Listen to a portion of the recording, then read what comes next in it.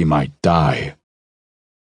And Edmund, whom the men called Ironside, King Ethelred's son and Uhtred's brother-in-law, now reportedly waged a fruitless fight against Cnut, whose Viking force had won almost every skirmish the previous winter, as it steadily swelled with reinforcements of Saxons and Danes switching to Cnut's side.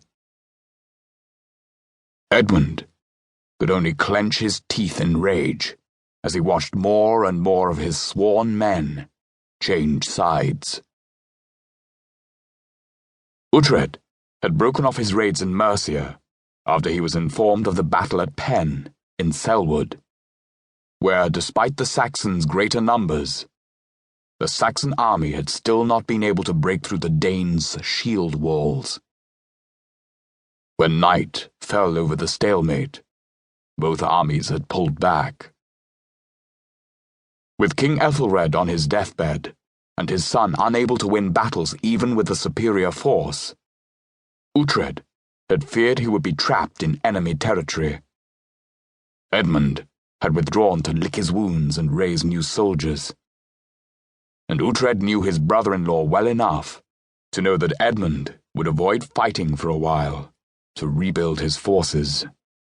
During this lull, the road north to Uhtred's lands would be open to both Cnut and Leofwine, and the latter was undoubtedly itching to march back north now that the war in the south was deadlocked. Once Leofwine had his army back in Mercia, he would be able to drum up more soldiers, while Uhtred would have only the men who had come south with him in the first place. Indeed, Uhtred's scouts soon informed him that King Cnut was marching north. Since Leofwine was heading straight for Mercia, Uhtred withdrew to the northeast, afraid of being trapped between Cnut's and Leofwine's forces. Uhtred had dispatched his scouts forward, instructed skirmishers to cover his flanks, and made it back to his own Northumbrian borderlands without difficulties. And that's where the surprise had been waiting. As Uhtred's unit had approached a small hamlet, one of his forward scouts, Ulf, came riding back in such great haste that his horse's flanks were covered with foam. Before Uhtred had had a chance to raise his right arm in greeting, Ealdred had turned his horse away from Uhtred's and started barking orders to the men, who immediately dismounted and took shield wall positions bisecting the trail, leaving a small gap they could close the second Uhtred and Ulf rode back through the line. "There are soldiers in the hamlet," Ulf panted, his chest heaving. Uhtred glanced up the trail. Everything looked so peaceful in the pale spring sunlight. "Many?" Uhtred asked.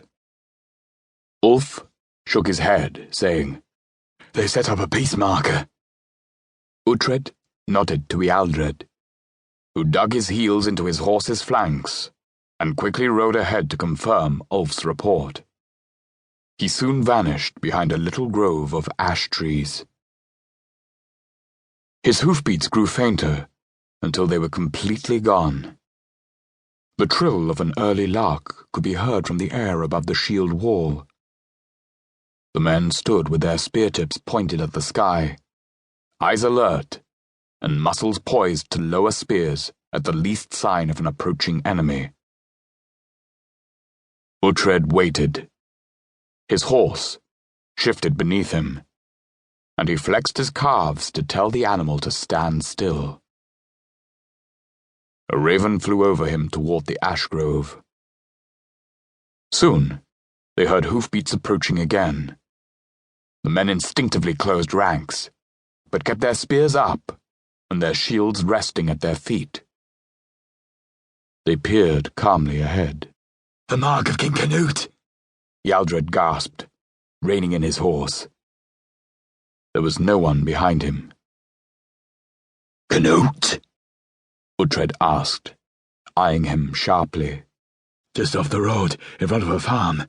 There's a spear stuck in the dirt, tipped down, with Cnut's banner tied to the butt end."